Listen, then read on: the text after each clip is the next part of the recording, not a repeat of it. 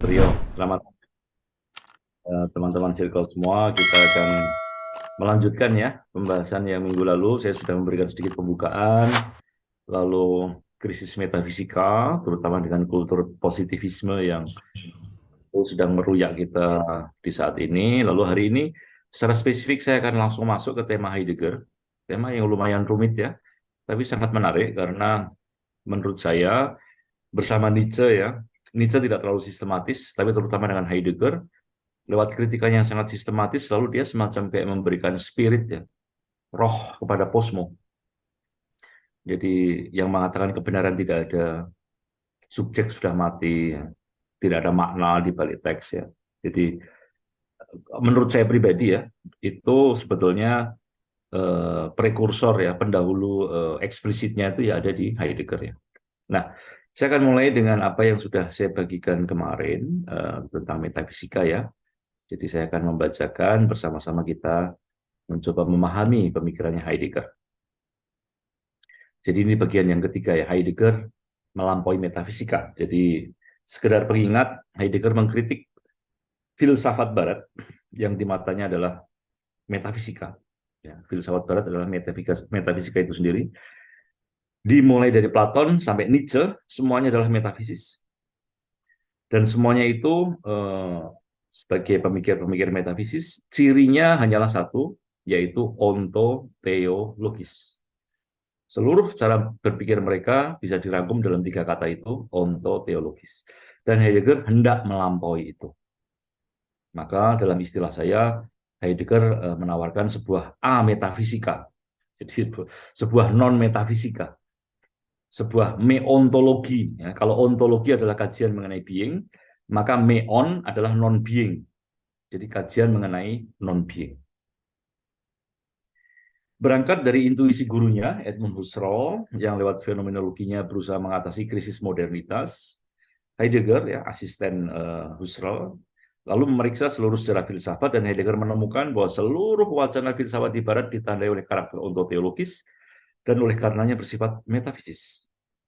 Filsafat Barat sejak Platon sampai Nietzsche terobsesi mencari ada terakhir, yang dalam bahasa Yunani-nya on, bentuk genetifnya ontos, lalu menjadi ontologi. Begitu sang ada terakhir ditengarai sebagai landasan ultima pengetahuan, karena derajatnya yang akhir, lantas diberi predikat sebagai yang paling tinggi, paling ilahi, dalam bahasa Yunani, theos, divine.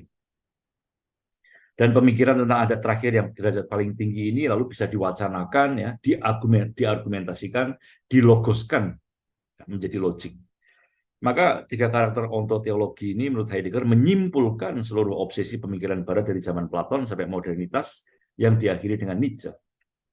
Meski Nietzsche menyatakan kematian Tuhan, artinya kematian metafisika, menurut Heidegger, sejauh Nietzsche menyatakan bahwa filsafatnya sendiri adalah sebuah reverse Platonism, jadi kalau Platonisme itu mengutamakan idea, Nietzsche mengutamakan dunia indrawi. Nah, sejauh masih ada yang menjadi utama seperti ini, maka Nietzsche pun menurut Heidegger seorang metafisikus terakhir.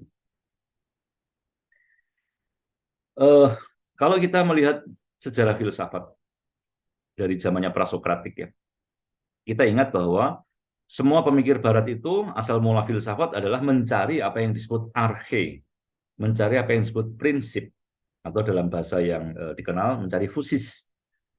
Fusis itu lalu bahasa Yunani menjadi physics, menjadi fisika ya. Nah, fusis ini artinya adalah nature dalam bahasa Inggris atau kodrat. Kalau kita mengatakan the nature of things, kita merujuk kepada kodrat segala sesuatu. Sekaligus nature ini merujuk kepada alam dalam arti seluas-luasnya. Maka para pemikir sejak era Thales, Anaximenes, Anaximandros, kemudian Demokritos, tentu Herakleitos, Parmenides, Platon, Aristoteles, ya, semuanya berusaha mencari fusis segala sesuatu, mencari kodrat nature segala sesuatu. Dan lalu Heidegger akan menunjukkan pada Herakleitos yang mengatakan bahwa fusis itu selalu menyembunyikan diri. Fusis cructestae philae. Fusis nature loves to hide. Alam suka menyembunyikan diri. Nah, ini yang lalu semacam diambil oleh Heidegger, bahwa sebetulnya semua pencarian mengenai fusis itu ya hanya berujung pada apa yang tertampakkan, tetapi sebetulnya masih menyembunyikan apa yang tidak kelihatan. Maka ketika si Thales menemukan air, kodrat segala sesuatu. Anaximenes menemukan udara, kodrat segala sesuatu. Demokritos menemukan atom sebagai kodrat segala sesuatu.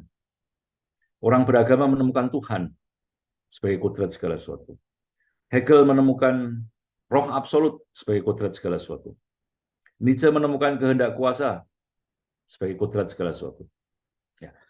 Fakta bahwa setiap pemikir itu memberikan nama yang berbeda-beda kepada yang namanya kepada yang namanya nature of things itu menunjukkan bahwa ada sesuatu yang tidak beres di situ ya. Artinya bahwa yang namanya kodrat segala sesuatu itu ya setiap filsuf mempersepsinya secara berbeda-beda. Maka Heidegger lalu menyimpulkan bahwa sebetulnya yang namanya pencarian kodrat, pencarian on terakhir yang theos dan logos itu, sebetulnya ketika orang menemukannya, dia hanya menemukan apa yang tertampakkan. Tetapi ada sesuatu yang masih tersembunyi. Itu makanya dalam seluruh sejarah filsafat, ketika orang menemukan, misalnya Thales menemukan air adalah kodrat segala sesuatu, atau Demokritos mengatakan atom adalah kodrat segala sesuatu, atau kaum monoteis mengatakan Tuhan adalah kodrat segala sesuatu ya. Heidegger mengatakan oke, mereka memang menemukan kodrat, mereka mengklaim kebenaran dari penemuan tentang kodrat itu. Namun jangan lupa menurut Heidegger, kebenaran itu hanyalah sebuah aletheia, ketak tersembunyian. Jadi benar ya, mereka menemukan itu, tapi sebuah kebenaran dalam arti penampakan ya, penampakan dalam arti ketak tersembunyian. Mengapa ketak tersembunyian? Karena dalam seluruh penampakannya include masih ada sesuatu yang tersembunyi. Jadi bagi Heidegger, yang diklaim sebagai kebenaran ultima oleh para filsuf, termasuk oleh para teolog, yaitu hanya sebuah kebenaran aletheia. Artinya kebenaran yang sekaligus selalu merangkumi di dalamnya sesuatu yang masih tersembunyi. Nah, apa yang tersembunyi? Ya yang gelap dari fusis itu sendiri. Ya, jadi yang namanya nature of things, yang namanya nature itu sendiri tak pernah habis bisa dikatakan. Nah, dengan kajian atas fusis yang selalu menampak, tapi juga selalu menyembunyikan diri, Heidegger menganalisis bahwa pada satu titik dalam sejarah, fusis itu direduksi menjadi sekedar apa yang tertampakkan. Dan bagi Heidegger, yang bertanggung jawab atas model berpikir itu adalah namanya Platon. Ketika Platon mereduksi fisis sekedar menjadi idea, lalu Aristoteles mereduksi menjadi substansi, Hegel roh absolut, Nietzsche kehendak kuasa, dan seterusnya. Nah, bersamaan dengan model berpikir platonik ini, jadi di Platon itu kan kita selalu terobsesi mencari idea atau nature of things ya. Kita berdebat mengenai keadilan ya. Nah, lalu dengan cara berpikir Platon kita selalu diajak menemukan apa sih esensi keadilan. Kita berdebat mengenai problem Palestina ya. Orang ngomong A, B, C, D, E. Nah, kita kan selalu concern apa sih kodrat dari permasalahan Palestina ini. Atau sekarang ini para dosen semua sibuk ya dengan si Jali ya yang bikin kita pusing karena harus ngupload kinerja dosen ya. Lalu kita berdebat mengenai pendidikan. Apa sih esensi menjadi seorang dosen? Apakah dosen itu harus ribet dengan soal administrasi atau dosen itu harusnya seperti apa? Ya. Pola berpikir ini bahwa kita selalu mencari esensi segala sesuatu. Bersamaan dengan itu lalu menekankan kodrat manusia sebagai makhluk rasional, binatang rasional ya, yang dengan logosnya, dengan menemukan idea segala sesuatu itu lalu semacam bisa memahami segala sesuatu. Dan ini yang kemudian dalam seluruh tradisi filsafat Barat berujung kepada teknologi. Ya, dalam cara berpikir teknologis kan begitu kan, selalu kita menemukan esensi segala sesuatu. Jadi dengan algoritma misalnya ya, kalau kita ngomong dengan orang-orang teknik gitu ya, nah, kita kan bilang, oh manusia itu kan makhluk yang kompleks, emosinya nggak bisa diangkakan, nggak bisa dimatematikkan. Tapi siapa bilang ya, sekarang dengan algoritma Ada attention economy, bahkan kesukaan, perhatian Anda pun bisa direduksi menjadi angka. Bahkan preferensi politik pun sekarang bisa diangkakan. Jadi cara berpikir yang selalu mencari esensi ini ujungnya di mata Heidegger adalah teknologi, yang mana teknologi ini sekarang menurut Heidegger membawa kita ke nihilisme. Nah, dengan seluruh cara berpikir ini, filsafat barat yang metafisis yang melahirkan teknologi, menurut Heidegger ada sesuatu yang dilupakan, yaitu dimensi khusus yang masih tersembunyi. Maka atas dasar itulah, lalu Heidegger mengatakan bahwa sejarah filsafat barat dalam seluruh obsesinya mencari ada, justru melupakan sang ada itu sendiri. Jadi ini bukan pernyataan kontradiktif ya. Jadi dalam obsesinya mencari nature of things, mencari kodrat segala sesuatu, lalu mereka menemukan atom, menemukan Tuhan, menemukan roh absolut. Justru mereka itu melupakan apa yang tersembunyi. Jadi sang ada yang masih tersembunyi, yang nantinya oleh Heidegger akan dicoret. Jadi Heidegger ada yang dia silang karena tidak bisa dikatakan. Dan dengan analisis seperti ini, dengan mengkritik seluruh sejarah filsafat barat yang membawa kita ke alam teknologi yang sedang menghancurkan diri ini, Heidegger mengajak kita untuk berpikir lebih mendalam, berpikir mengenai cara kita berrelasi dengan alam, berpikir mengenai kita sendiri sebagai makhluk berpikir itu apa sebetulnya. Jadi Heidegger akan membawa kita ke sana. Jadi apakah berpikir itu rasional, kalkulatif, teknologis, ya, ataukah ada model berpikir lain yang tidak ditawarkan oleh Heidegger? Apakah yang namanya berpikir itu kita memikirkan segala sesuatu alam lalu kita semacam bisa mengungkap seterang-terangnya alam semesta? Kita bisa mengungkap seluruh misteri alam? Ya ini justru yang menjadi obsesi modernitas, berasal dari metafisika Platon, ya, di mana manusia itu dengan pikirannya berpretensi bisa menjelaskan semuanya. Cara berpikir metafisika produksionis ini yang diterjemahkan di era modern menjadi cara berpikir kalkulatif yang tampak dalam teknologi. Manusia bisa memahami alam, konsep yang dia temukan tinggal diterapkan, dan dengan begitu alam diperkosa menjadi sekedar benda untuk dieksploitasi. Dan di nihilisme sekarang ini, kalau zaman Heidegger yang dieksploitasi adalah alam, ya, sungai dibendung, ya, tambang diambil, lalu membuat bom atom, ya, membuat senjata-senjata pemusnah massal, ya. Sekarang ini dalam kemajuannya kita tahu bahwa orang menemukan algoritma dan intinya adalah untuk menciptakan transhumanisme yang tak lain adalah ya kita kayak semacam dianggap humanisme kita itu udah dianggap nggak perlu. Jadi kita sedang membunuh diri kita sendiri, ya, lewat penciptaan yang namanya artificial intelligence, ya, penciptaan lewat algoritma ini. Jadi inilah nihilisme di mana kita tidak hanya menihilkan alam, kita memperkosa alam, mengeruk alam, ya, dengan mengakibatkan krisis ekologi sekarang ini, tapi kita juga sedang membunuh diri kita sendiri dengan menciptakan misalnya artificial intelligence. Tahun-tahun di mana Heidegger hidup menyaksikan kemajuan besar teknologi dengan potensi gelapnya yang menghancurkan alam semesta. Eropanya Heidegger saat itu sedang dijepit oleh dua kekuatan raksasa. Eropa yang membutakan diri terhadap misteri ada atau ada yang dicoret, sedang menyodorkan lehernya sendiri, jadi ini istilahnya Heidegger, ya, sedang menyodorkan lehernya sendiri untuk dipotong oleh dua kekuatan metafisis, yaitu Amerika Serikat dan USSR, Uni Soviet Rusia. Ini bahasanya Heidegger. Daya metafisis mereka tampak dalam hopeless frenzy of unchained technology and of the ruthless organization of the average man.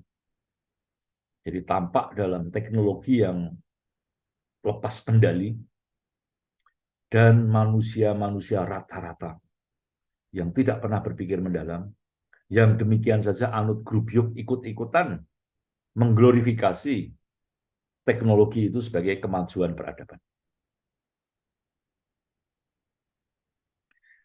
Lalu bagaimana ini? Kalau Heidegger mengkritik ontoteologi, mengkritik metafisika barat yang berujung pada teknologi, mengkritik manusia sebagai makhluk berpikir.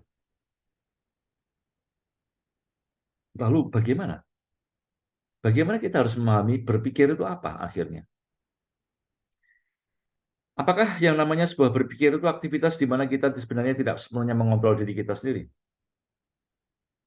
Bagi Heidegger, di tulisan-tulisan akhir ya, tahun-tahun 60-an ya, What is das Denken ya, What is Thinking, nah, dia akan menulis satu buku ya berjudul Apa itu Berpikir ya. Maka Heidegger berpikir harus dipahami secara sama sekali baru. Berpikir bukan lagi aktivitas rasional di mana kita mengeksploitasi semuanya, mengkalkulasi semuanya, bukan.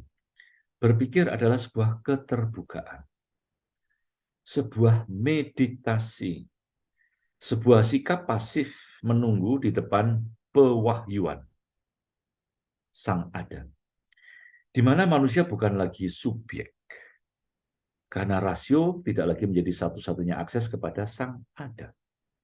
Jadi di sini mulai ada kritik ya terhadap manusia, kritik terhadap rasionalitasnya. Tadi kita sudah mendengar kritik mengenai kebenaran, ya bahwa tidak ada itu yang namanya kebenaran yang fix, begitu ya, karena kebenaran hanyalah aletheia. Nah sekarang sampai ke manusianya sendiri, Heidegger akan mengatakan ya berpikir itu bukan lagi aktivitas rasional dengan logos ya, bukan, sama sekali bukan. Karena itu membawa kita masuk dalam self-destruction ya, nihilisme dari metafisika barat. Bagi Heidegger, subjek manusia rasional mati. Kebenaran ultimat juga hilang. Manusia dalam filsafat Heideggerian akan disebut Dasein. Ya, jadi ini bayangkan ya, hampir 20 abad kita percaya bahwa manusia itu adalah zoon, ekon, logon, ya, Aristoteles ya, rational animal, manusia yang punya rasio. 20 abad ya kita mendefinisikan manusia seperti itu. Dan sekarang bagi Heidegger, logos bukan lagi ciri determinan dari manusia. Manusia, dikatakan Heidegger, adalah Dasein, being there. Jadi apa yang meletak begitu saja. Manusia tentu berbeda dengan meja yang juga ada di sana, berbeda dengan kursi, berbeda dengan cangkir, dengan komputer, dengan HP, dengan pulpen, dengan kertas ya, dengan pohon ya. Kenapa berbeda? Ya karena manusia punya kemampuan untuk membuka diri kepada apa yang ada di sekitarnya lewat stimul, rasa perasaan. Maka akses kepada realitas bagi Heidegger bukan lagi pikiran, tetapi stimul, rasa perasaan. Rasa perasaan terhadap pertanyaan tentang Sang Ada yang selalu tersembunyi.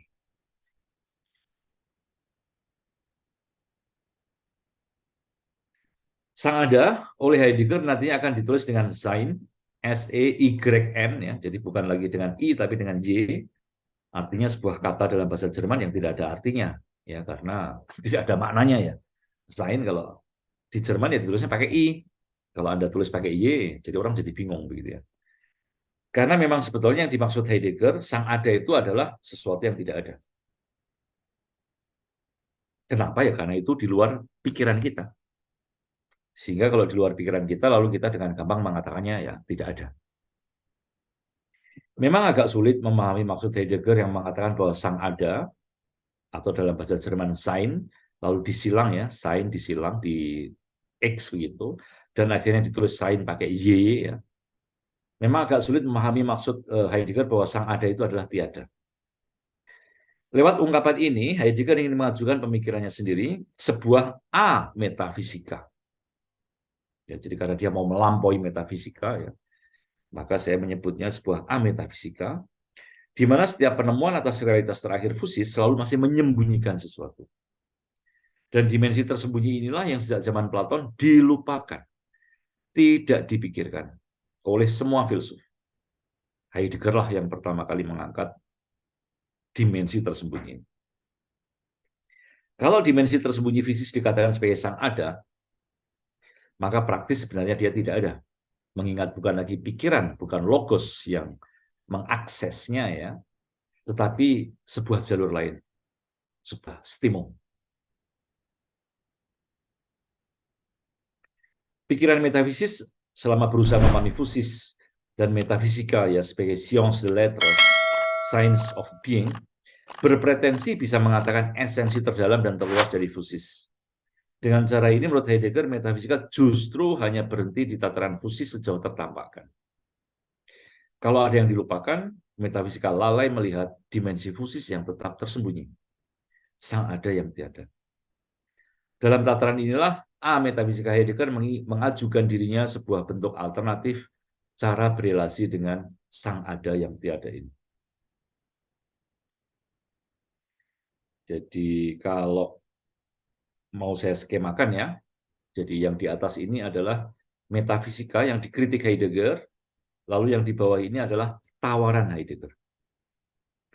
Metafisika Barat itu bersifat ontoteologis, jadi sang ada yang ditemukan misalnya atom, air, atau Tuhan, begitu ya. Jadi sang ada ini dimensi tertampakkan ya, esensi terdalam ya, bisa disebut idea, substansi, atau absolut. Dan di sini fisisnya memiliki dimensi tertampakkan, dan suatu tertampakkan itu adalah yang benar, ya, aletes. Dan manusia melakukan itu dengan pikiran kalkulatif, teknologis, subjek rasional yang mencerabut sang ada. Lalu apa tawaran Heidegger? Sebuah ametafisika, di mana kita tidak terobsesi lagi mencari on theos logos, tidak, tetapi kita ya dengan stimung menghadapkan diri kepada sang ada yang tidak ada ini, karena dia selalu tersembunyi. Fisis ini selalu tersembunyi, dan kita bisa mengaksesnya lewat stimung, lewat pikiran yang meditatif.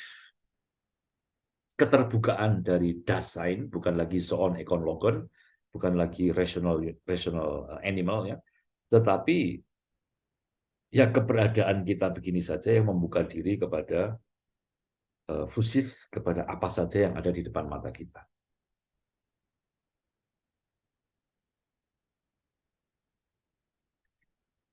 Intuisi Heidegger tentu tidak jatuh dari langit ya. Dia belajar dari Edmund Husserl gurunya, yang berkat metode fenomenologi telah menemukan bahwa kesadaran manusia adalah intensionalitas. Artinya kesadaran manusia selalu merupakan kesadaran akan sesuatu. Jadi sebelum kesadaran kita menyadari gunung sebagai pemandangan indah, atau gunung sebagai fenomena alam yang menakutkan ya, senyatanya gunung itu sebagai objek pasif telah selalu memberikan dirinya kepada kesadaran kita. Kesadaran kita yang tampaknya aktif, menurut Husserl, sejatinya selalu sudah didahului oleh sebuah prarefleksivitas, hasil pemberian diri objek yang hendak disadari. Analisis Husserl tentang dimensi prarefleksif kesadaran ini membantu memahami mengapa bagi Heidegger yang namanya fusis selalu mewahyukan diri dalam gerak penyingkapan dan ketersembunyian. Rupanya Heidegger melanjutkan apa yang sudah ditemukan oleh Husserl mengenai objek di depan kita yang selalu sudah memberikan dirinya lewat cara-cara yang tidak bersifat rasional. Ya. Dan dimensi pasif dari self-givenness objek inilah yang diperdalam oleh Heidegger untuk akhirnya mengkritik teori kesadaran. Jadi maksudnya begini,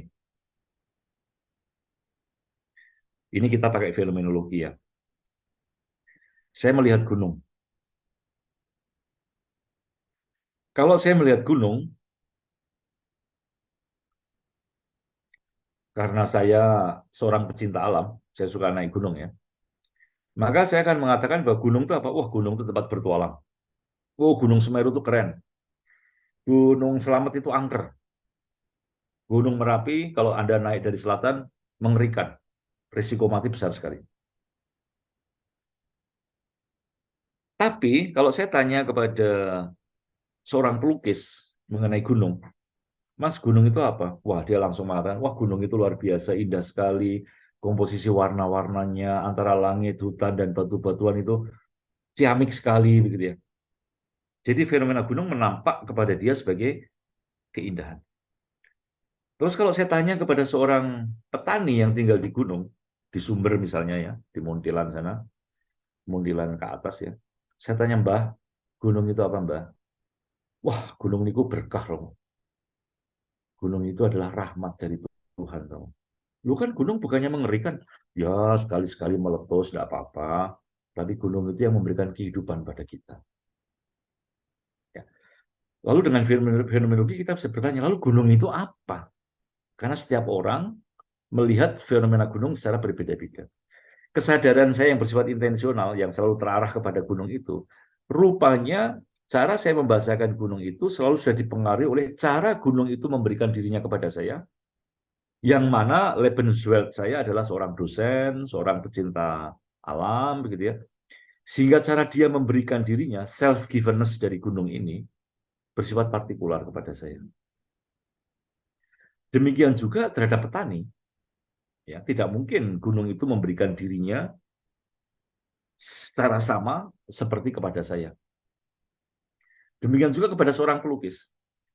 Ya, jadi ternyata yang namanya pikiran saya itu hanyalah representasi, ya, representasi. Ya. Jadi ketika saya melihat gunung, gunung itu kan sudah mempresentasikan, sudah menghadirkan dirinya kepada saya secara tertentu, ya, karena saya adalah seorang dosen, Lebenswelt, ya, lingkungan hidup saya adalah dosen, pecinta alam, maka cara gunung memberikan dirinya itu juga dengan cara tertentu, lalu saya merepresentasikan, menghadirkan kembali fenomena gunung itu, dan saya katakan gunung adalah tempat uji nyali. Gunung adalah tempat tantangan yang keren. Tapi nanti kepada orang lain, cara gunung itu menghadirkan dirinya beda lagi. Sebagai fenomena keindahan atau sebagai berkat kehidupan. Jadi akhirnya kita sadar bahwa yang namanya gunung, yang namanya cangkir, yang namanya komputer, yang namanya meja, kursi, taman, rumput, apapun termasuk Tuhan, ya, apapun yang hadir di depan kita, ternyata mereka tuh memang memberikan dirinya secara tertentu kepada kita. Dan dalam pemberiannya itu tidak bisa pernah total. Tidak pernah bisa total.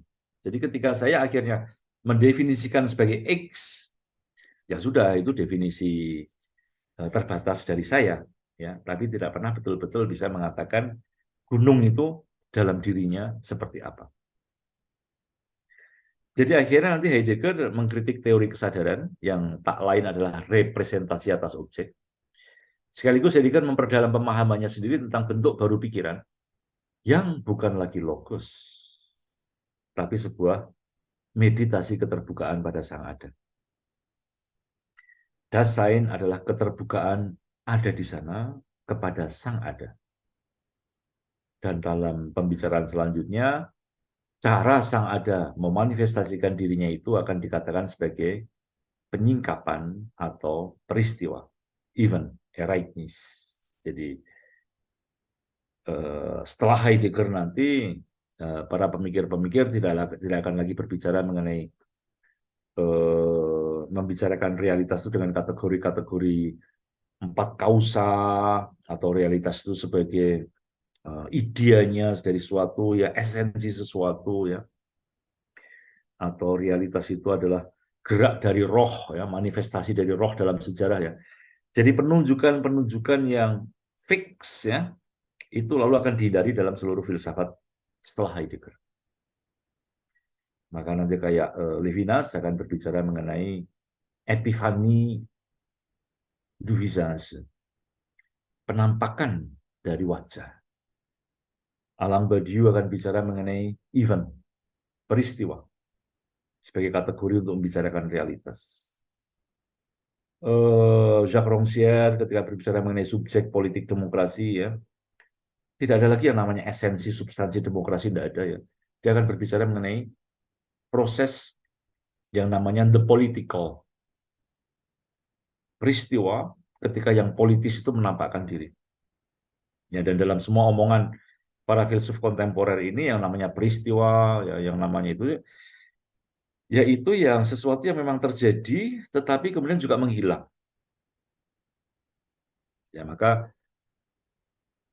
kalau pemikir posmo tentu lalu mengatakan bahwa yang namanya subjek tidak ada, kebenaran tidak ada, ya substansi tidak ada, ya selesai. Tapi nanti pemikir-pemikir lain masih mencoba membahasakan realitas, tetapi bukan lagi dengan kategori metafisis, karena itu sudah dihancurkan Heidegger, melainkan dengan kategori baru, seperti apa itu tadi itu, ya, event, ya, epifani, ya, atau kalau di Jean-Luc Marion dia bicara mengenai donation, ya, sebuah keterberian begitu ya, yang menjadi kategori untuk membaca, membicarakan realitas. Jadi bagaimana subjek muncul, bagaimana realitas dibahasakan ya. Sejak Heidegger, orang akan berkutat dengan Ereignis atau event ini.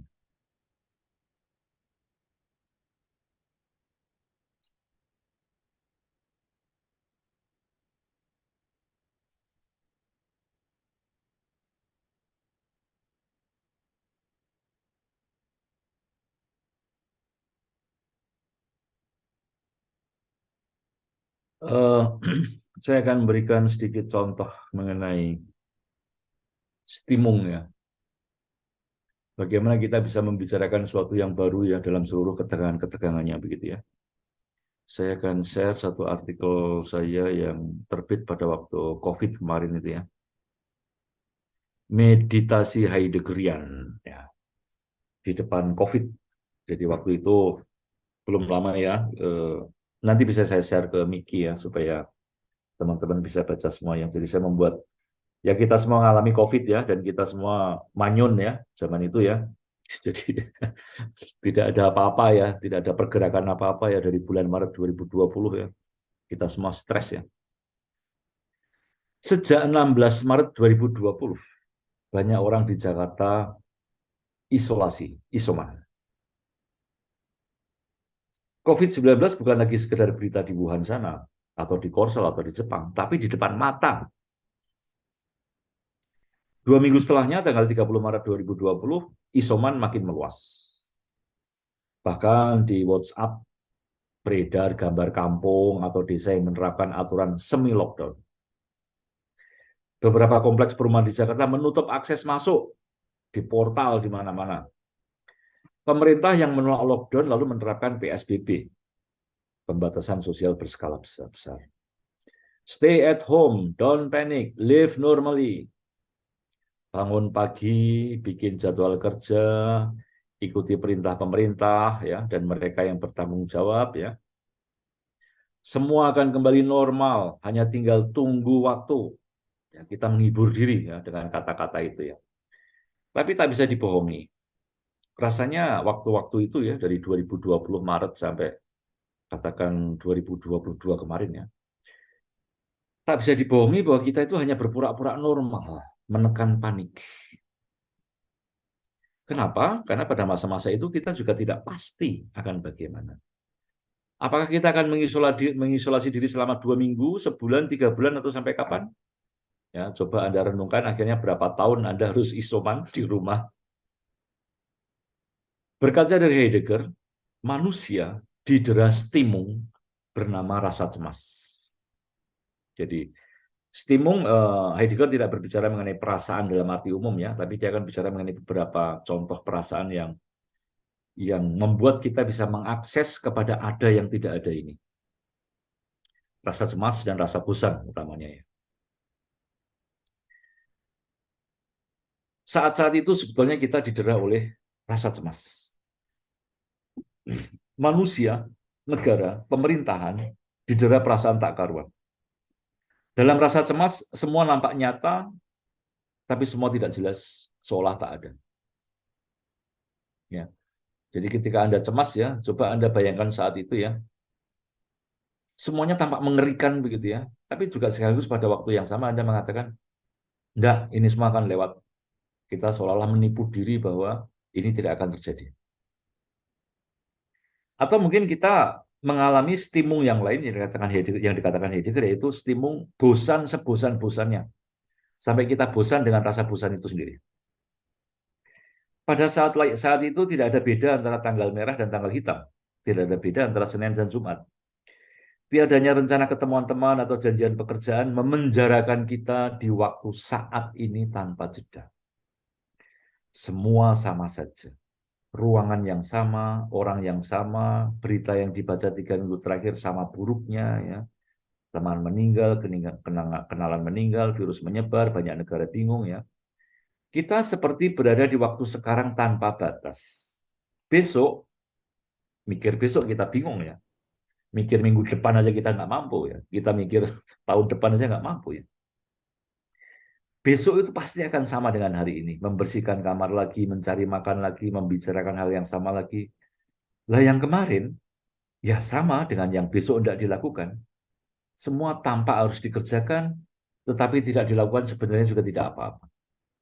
Jadi itulah stimung ketika kita sungguh-sungguh bosan betul, ketika semuanya menampak penting, tapi sekaligus semuanya menampak sebagai tidak penting. Semuanya seolah penting, tapi nyatanya tidak juga. Semuanya ada, tapi sebetulnya tidak ada. Rasa cemas dan rasa bosan adalah dua fitur stimung esensi Dasein menurut Heidegger. Jadi inilah ketika kita mengalami dua stimung ini, kita sedang betul-betul ya diajak masuk untuk memeditasikan COVID itu sebetulnya apa. Konfusius menampakkan diri dalam bentuk COVID ya. Kita semua kan pengen ya memahami apa itu fusis ya, dan yang tampak di depan mata kita adalah COVID. Nah, lalu cara manusia berrelasi dengan COVID ini lalu macam-macam ya. Ada yang kemudian jatuh dalam dasman, istilahnya Heidegger. Jadi menjadi manusia sehari-hari yang menggunakan pikirannya, menggunakan rasionya, lalu menafsir COVID itu sebagai Vorhandenheit atau menafsir COVID sebagai Zuhandenheit. Ya. Jadi menafsir COVID sekedar sebagai benda-benda atau menafsir COVID sekedar sebagai konsep-konsep. Nah, sementara kalau Dasein dia tidak akan jatuh dalam pikiran rasional. Dasein ya dengan rasa cemas dan bosan, menurut Heidegger ya, kita dibuka pada kenyataan bahwa ada kita sebagai manusia, ternyata pada dasarnya ada sekaligus tiada.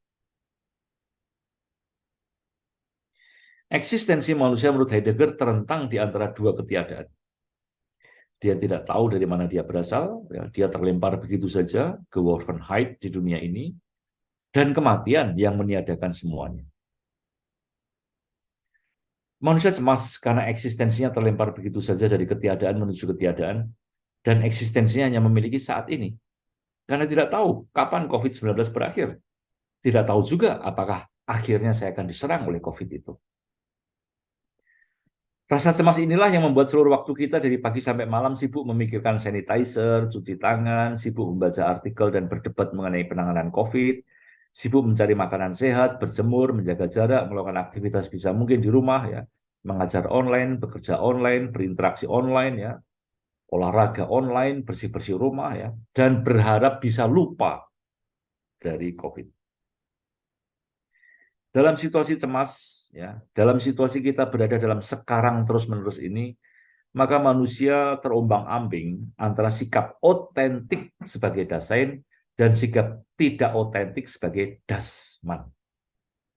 Nah, seringkali lalu kita ya jatuh ke dalam Dasman, ya, kita lalu memperlakukan ya, merasionalkan ya COVID ini ya sebagai perkakas atau sebagai konsep-konsep, dan kita lupa untuk sungguh-sungguh seperti Dasein ya, membukakan diri, memeditasikan diri apa yang mau tersingkap lewat COVID ini.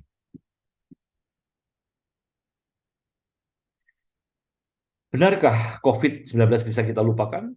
Tentu saja, bisa untuk sementara waktu. Kecemasan itu objeknya tidak jelas, sehingga bisa dianggap tidak ada juga. Untuk sementara waktu, kita bisa melupakan. Bahkan untuk sementara waktu, kita bisa dengan sok gagah mengatakan, cuma virus doang, kenapa apa, no? Namun kita tidak bisa bohong bahwa tiap pagi hari kita bangun, COVID-19 tetap akan datang, dan lebih membuat kita makin stres. Sampai kapan akan begini terus? Tidak ada yang tahu. Benarkah vaksin sudah ditemukan? Tinggal menunggu 12 bulan, tapi katanya di Wuhan orang yang sudah sembuh COVID bisa kena lagi. Bagaimana kalau virus COVID bermutasi terus-menerus dan tidak bisa ditaklukkan?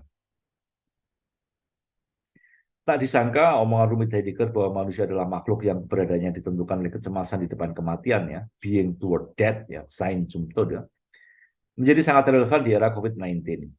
Segala keribetan para pemimpin dunia, perdebatan para politisi dan komentator politik mengenai kebijakan publik, sampai puyengnya ojol yang kehilangan pendapatan, dan mama yang stres menemani anak yang belajar online di rumah, Semua itu disebabkan karena manusia takut pada kematian. Dalam kecemasan kita disadarkan pada ketiadaan. Dan sebetulnya ketiadaan ini ya yang membuat kita lalu lari. Ya, ketiadaan tentu bisa kita katakan sebagai kematian. Rasa cemas tidak memiliki objek. Rasa cemas meski berakar pada sesuatu yang tidak ada, tapi menentukan seluruh keberadaan kita. Akibatnya kita menjadi gamang, melayang, ya, tidak tahu harus berbuat apa. Namun justru disitulah sikap otentik dan eksistensial manusia dipertaruhkan. Dia menjadi lebih jujur dengan dirinya sendiri dan berani untuk menunggu dengan terbuka apa yang akan terjadi kemudian. Manusia Dasman ya menganggap COVID sebagai hal yang harus dihindari atau harus dimanfaatkan dengan sukacita. Jadi COVID dianggap sebagai perkakas ya, Zuhandenheit.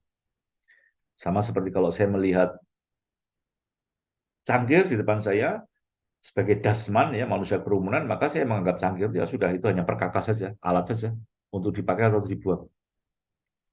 Atau maksimal Dasman lalu menganggap virus sebagai sesuatu untuk dihadapi secara konseptual, Vorhandenheit. Dengan insting survivalnya, manusia sekali lagi menggunakan rasionya untuk menaklukkan COVID secara teoritis, untuk mampu berjalan hidup lagi as if nothing happened. Jadi lalu ada orang yang mengatakan COVID ini apa sih? COVID ini kan hukuman dari alam, jadi karena manusia menghancurkan alam, lalu muncullah COVID ini.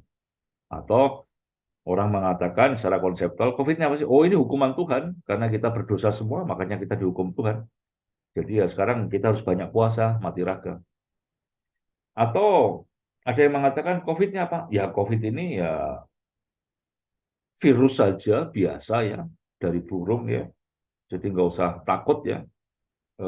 Yang penting kita ini jaga kesehatan, jaga jarak, segala macam gitu. Jadi dengan konsep-konsep itu kita bermaksud menetralkan yang namanya COVID. Dan dengan menetralkan ya, menganggap COVID hanya sebagai perkakas atau COVID sebagai konsep ini, manusia sedang menghindarkan diri apa yang sedang menampakkan diri kepadanya, yaitu kematian, ketiadaan. Dasein adalah dia yang menyadari adanya keterjalinan segala sesuatu di dunia. Tanpa membiarkan dirinya dijerat olehnya, dia tidak terombang-ambing dalam obrolan ngawur atau dalam ketenangan konseptual yang semu. COVID-19 membuka dirinya pada identitasnya sebagai manusia yang ternyata adalah menuju ketiadaan.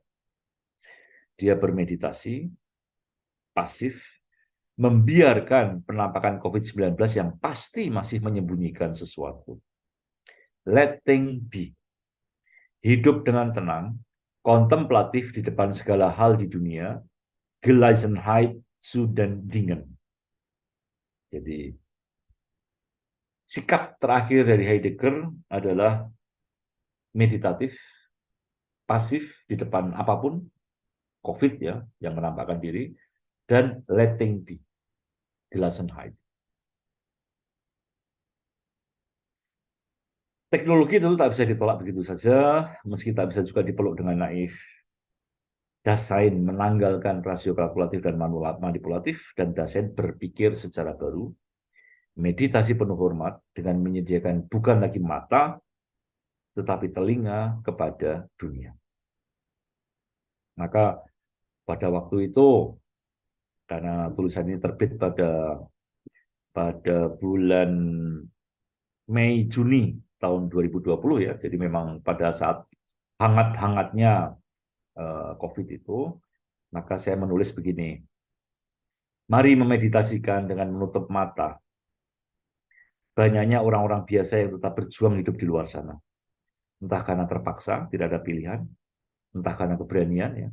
Pasukan orange yang masih rajin menyapu jalan dan membersihkan sampah di Jakarta, pasukan biru yang memperbaiki bangunan dan trotoar, pasukan hijau yang masih rajin menyiangi rumput di taman-taman kota, satpam dari perusahaan outsourcing menjaga dengan gagah tiap gedung dan mal yang sepi, petani, sopir pembawa hasil tani, pedagang di pasar basah, kasir di Alfamart, Indomaret, Lotte, dan ribuan supermarket lainnya yang masih rajin bekerja sampai malam. Seluruh rantai distribusi makanan dan alat kesehatan masih beroperasi penuh. pemerintah, polisi, tentara, dokter, para perawat menjadi garda depan menahan serangan COVID. Mungkin orang-orang ini menyikapi COVID sebagai Schadenfreude, sebagai perkakas atau sebagai Vorhandenheit. Namun relasi mereka dengan kematian tampak lebih gagah dan berani. Resoluteness, ketetapan hati mereka di depan kematian tidak tampak dalam tingkah sok heroik atau teori indah, tapi dalam ketekunan menjalani rutinitas kecil-kecil hidup mereka sehari-hari. Jadi kalau untuk saya, ini yang ditawarkan Dasein ya. Jadi bagaimana kita di depan COVID-19 kita tidak takut pada kematian, dan kita secara berani ya, secara teguh menyongsong ya apa yang memang menjadi risiko kematian dalam hidup kita ini, dan tetap menjalankan apa yang menjadi kewajiban kita apa adanya.